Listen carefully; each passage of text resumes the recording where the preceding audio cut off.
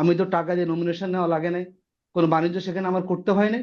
তা আমি বলতে পারি হ্যাঁ, যদি আমি কখনো সুযোগ পাই, যদি আমার দল আমার থেকে কোনো দলকে ম্যানেজ করতে হয় নাই, সুতরাং আমি যদি এমপি হই, সুতরাং এমপি হলে জনগণের বরাদ্দের টাকা দিয়ে আমার যে ঘাটতি মেটানোর যে সুযোগ, সেটা কখনো আমার প্রয়োজন হবে না।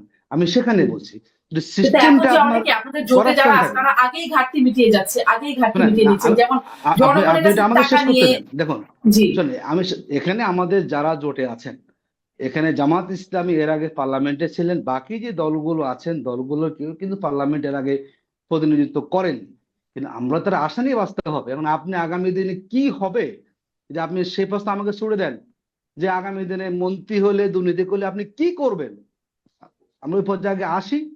যদি আসার আগে আপনি আমাকে বেরিয়ে দিয়ে দেন, সেটা কখনো যুক্তিগত। আমি আমি একটু আপনাকে দেখুন, না কেন, আমাদের এটাই যে তো এটাই তো আসলে ইশতেহার যে আসার আগে আপনাকে জানাইতে হবে যে আপনি আসলে কি করবেন। হ্যাঁ, আমরা তাছাড়া আমরা আপনাকে জানাবো। অদেখা, এখনো আপনাকে দেখি নাই, এখনো কি করে এখনো আপনাকে বিশ্বাস করবো? এখনো এখনো সময় শেষ হয়ে যায় না, একটু ওয়েট করেন আপনারা। আমাদের জোটটা পাকাপোক্ত হোক, আসনগুলো সম্ভবত নিশ্চিত হোক।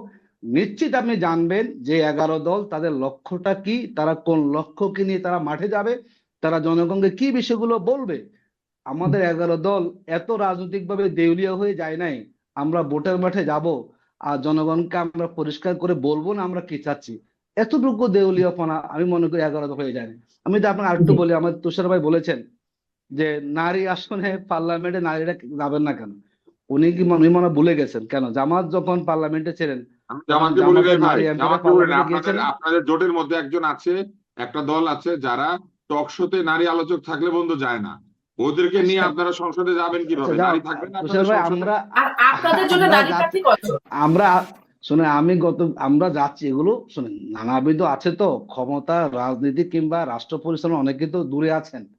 তো এটি যখন আসবে অনেকেই অনেক ধরনের চিন্তা পরিবর্তন হয়ে যাবে। এটি আপনি আগ বাড়িয়ে নেতিবাচক নিতে চাই না। আমরা মনে করি এই দেশের নারী পুরুষ যার যেখানে আছে, নারীরা তার স্বাধীন স্বকীয়তা নিয়ে, তার যে আত্মমর্যাদা আছে নিয়ে, আমরা তো মনে করি না যে এই যে নারীদের ঘরে বন্দি করে রাখতে হবে। আমরা মনে করি নারী তার যে সুযোগ থাকবে, তার কর্মের প্রয়োজনে, তার জীবিকার প্রয়োজনে, তার যে স্বাধীনতা, তা বোধে সব কাজ করতে পারবেন। আমরা কখনোই ধারণা পোষণ করি না যে নারী মানে তাকে পুরো ঘরে বন্দি করে রাখতে হবে। দেশের অর্ধেক শ্রেণী জি। মানুষকে আপনি আপনি ঘরে বলছেন যে বন্দি করে চিন্তা রেখে পরিবর্তন কখনো হবে, বাংলাদেশ মানে গড়তে পারবেন না। ভবিষ্যতে হবে, এটা নিয়ে আমাদের আস্থা রাখতে হবে। এখনো পর্যন্ত হয়েছে বলে আমরা জানি না। আমি সাথে সাথে এই প্রশ্নটাও করছিলাম আপনার কাছে যে আমাদের জোটের নারী প্রার্থী কজন?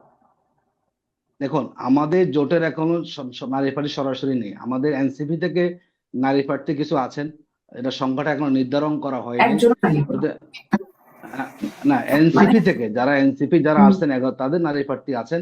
এই কিন্তু বাকিগুলোর মধ্যে এখনো নারী প্রার্থী সেভাবে দেওয়া যায়নি। প্রত্যেকে যার জায়গা থেকে যাদেরকে নমিনেশন দেওয়ার কথা বলেছেন, আসন সমঝোতার ভিত্তিতে তাদেরকে সে আসনগুলো সেখানে ছেড়ে দেওয়া হয়েছে। প্রার্থী নির্বাচন তো সম্পর্কে দলের বিষয়, কাকে তারা সেখানে প্রার্থী করবেন। মানে দলের পক্ষ থেকে যার জন্য যে আসনটা তারা সম্ভব মনে করেছেন, বা সেগুলোকে এবং আমরা এটাও আমাদের দলীয় আমির বলেছেন যে আমরা কেউ কাউকে আসলে আসন দেই না। আমরা সবাই বসেছি একসাথে, এবং আমরা সবাইকে আমরা আসন দিয়েছি। এমন না যে আমরা জামাত 1 নম্বরে ড্রাইভিং সিটে আছি, না, তা হয়নি। এখানে সবাই ড্রাইভিং সিটে আছেন, এবং ড্রাইভিং সিটে বসে যাতে গাড়িটাকে সঠিক ড্রাইভ করে তার গন্তব্যে পৌঁছানো যায়, তার জন্য যার যার বিষয়গুলো একসাথে বসে আমরা সেখানে আন্ডারস্ট্যান্ডিং এর মধ্যে দিয়ে এই যে জোটে কোনো সেগুলো নারী সম্ভব। প্রার্থী নাই, এটি এটি আসলে কে বার্তা দেয়, বিশেষ করে নারী ভোটারদের? দেখুন, নারী প্রার্থী বলছে আছে, আমাদের এনসিপি নারী প্রার্থী আছে, আমরা বলছি না নাই। এনসিপি নারী প্রার্থী আছে। আর জামাত ইসলামী এই ব্যাপারে আলোচনা এখন সিদ্ধান্ত আমাদের হয় নাই। কিন্তু ইতিমধ্যে আপনি খেয়াল করেছেন যে জামাতের যে নারী উইং আছে, তারা বিভিন্ন জায়গায় তারা সাক্ষাৎ করছেন, বিভিন্ন কূটনীতিকরা জামাতের অফিসে আসছেন। দেখুন, আমাদের বাংলাদেশের বাস্তবতা, পারিবেশিক অবস্থা সবগুলো আমরা বুঝেই জামাত ইসলামী একটা সুরাই ভাবে আমাদের চলে। এবং আমরা যেহেতু আগের থেকে তো অনেকগুলো জায়গাতে আপনি দেখতে পাচ্ছেন যে এখন জামাতের নারীরা মিটিং করে রাষ্ট্রদূতের সাথে, আমরা মনে করি সময়ের সাথে আমরা বাস্তবতা মিলে, জামাত ইসলামের চিন্তা ভাবনা আছে, সময় মতো এটি আপনারা সব তো একসাথে হয় না, ধীরে ধীরে সহনীয় করে এবং জি। আমাদের ইসলামী নীতিমালা ভিত্তিতেই আমরা মনে করি সেই পলিসিগুলো আমাদের নির্ধারণ করা হয়ে থাকে।